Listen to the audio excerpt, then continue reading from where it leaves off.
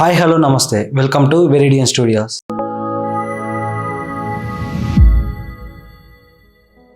ఒక కాలేజీలో చదివే ఒక వ్యక్తి తన ప్రాజెక్ట్ కోసం ఒక కొండపైకి వెళ్లి తిరిగి ఇంటికి వెళ్తూ ఉండగా రోడ్డు పైన అందరినీ లిఫ్ట్ అడుగుతున్నాడు. అప్పుడు ఆ టైంలో అతనికి ఒక వ్యక్తి అయితే లిఫ్ట్ ఇచ్చాడు. అతడు చాలా కూల్ గా నార్మల్ గా ఆ కుర్రాడికి ఎంతో నమ్మకం కలిగించేలా మాట్లాడుతున్నాడు. అంటే ఎంతో ఫ్రెండ్లీలా అన్నమాట. చాలా ఫ్రీగా మాట్లాడుతున్నాడు. అలా మాట్లాడడం చూసి తనకి ఒక చిన్న డౌట్ వచ్చింది. చాలా సందేహపడ్డాడు అతని పైన. ఇదే మంచి టైం అని చెప్పేసి కారు ఒక దగ్గర స్లో అయితే అతడు కార్ లో నుంచి దూకేసి అక్కడే పక్కన ఉన్న ఒక చిన్న విలేజ్ కి వెళ్ళి అక్కడ నుంచి తన ఇంటికి సేఫ్ గా వెళ్ళాడు. తను ఒక 1 year తర్వాత ఒక న్యూస్ లో ఒక షాకింగ్ న్యూస్ విన్నాడు. అదే ఒక సీరియల్ కిల్లర్ గురించి. మీరు నమ్మరు, అతడు టీవీలో చూసి చాలా షాక్ అయ్యాడు.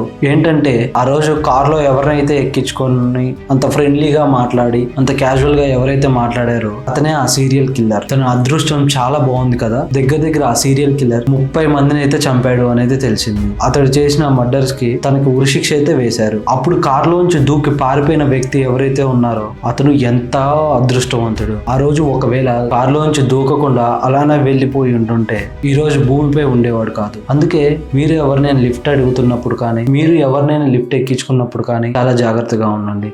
ఏదైనా చిన్న డౌట్ వచ్చినా కానీ 1% డౌట్ వచ్చినా కానీ ఒకవేళ మీరు లిఫ్ట్ ఇస్తే అక్కడ దింపేయండి.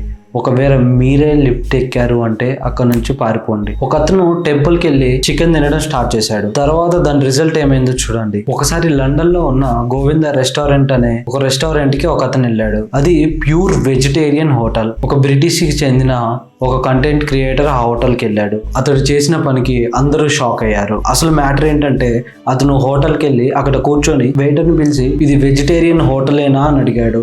అతడు కూడా ఆ వెయిటర్ కూడా చాలా కాన్ఫిడెంట్ గా చాలా క్లియర్ గా ఇది వెజిటేరియన్ హోటలే సార్ అని చెప్పాడు. కానీ అక్కడ ఉన్న వ్యక్తి అతడి బ్యాగ్ లో దాచుకున్న KFC చికెన్ అయితే బయటికి తీసి అక్కడ తినటం మొదలు పెట్టాడు.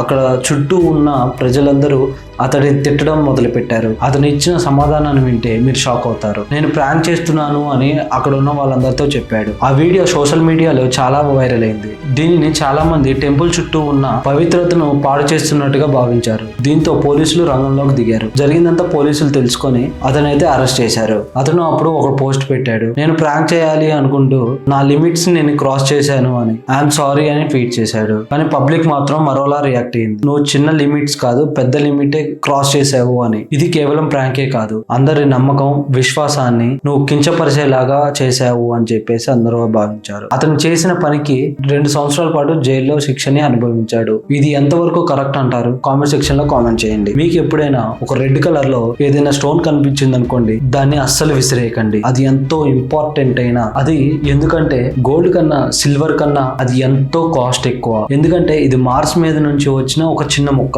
మార్స్ పైన నాసా ఇలాంటివి చాలా కంపెనీస్ చాలా రీసెర్చ్ లే చేస్తున్నాయి. మార్స్ అనేది చాలా ప్రమాదకరమైన ప్లానెట్. ఎందుకంటే ఆ ప్లానెట్ మొత్తం చాలా హార్మ్ఫుల్ గ్యాసెస్ తో నిండి ఉంటుంది. అక్కడ వెళ్ళడానికి శాస్త్రవేత్తలు 200 కోట్లను అయితే ఖర్చు పెడుతున్నారు. అలాంటిది ఆ ప్లానెట్ నుంచి దానంతరగా అదే ఈ భూమిపై ఒక చిన్న ముక్క అయితే పడింది. ఈ రాయి వచ్చేసి 24 కిలోలు. దీని పేరు ఏంటంటే NAA16788.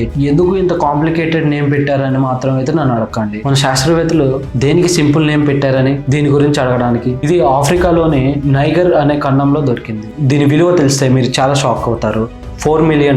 అంటే మన కరెన్సీలో దాదాపుగా 33 కోట్లు ఉంటుంది. ఇంకా తెలియని నిజం ఏంటంటే మార్స్ పై ఉన్న రాళ్ళన్నీ ఇంకా ఎన్ని పడతాయో మన భూమి పైన తెలియదు. అయితే ఇవి మన భూమిపైకి ఎలా వచ్చాయి అనే ఒక డౌట్ ఉంటుంది కదా. స్పేస్ లో ఏదో ఒక ఆస్ట్రాయిడ్ మార్స్ ప్లానెట్ ని ఢీకొట్టింది. ఆ ఢీకొట్టడంతో కొన్ని రాళ్ళు మన భూమిపైకి అయితే వచ్చాయి. ఆ మార్స్ ప్లానెట్ కి మన భూమి దగ్గరగా ఉండడం వల్ల మన భూమిపైకి అయితే వచ్చాయి.